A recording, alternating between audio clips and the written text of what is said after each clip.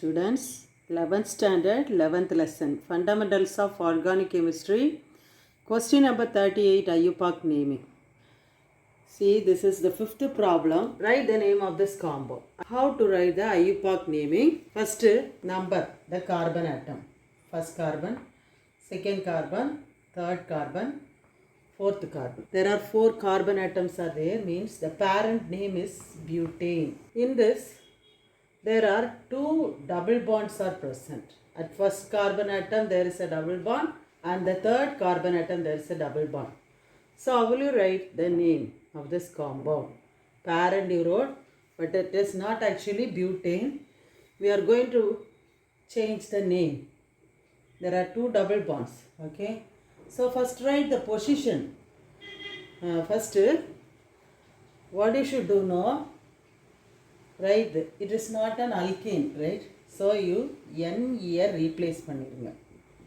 NE replace பண்ணிட்டு the functional group, அதாவது double bond ஒரு functional group ஆட் பண்ணுது. அப்போ இதை என்ன செய்யலாம் நம்ம suffix எழுதலாம்.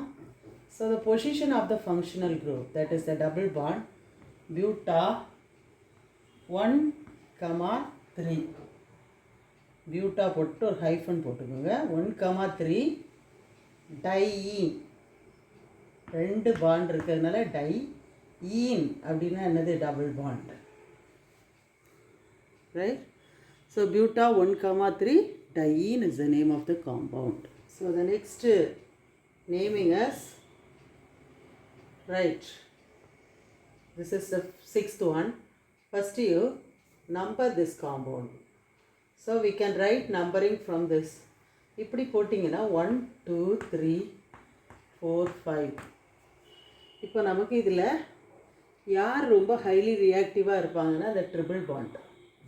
அப்போ அந்த ட்ரிபிள் பாண்டுக்கு ஃபஸ்ட்டு ப்ரையாரிட்டி, அதாவது லீஸ்ட்டு நம்பர் வரும்படியாக எந்த பொசிஷன்லேருந்து நம்பரிங் போட்டால் கரெக்டாக இருக்கும் பாருங்கள்.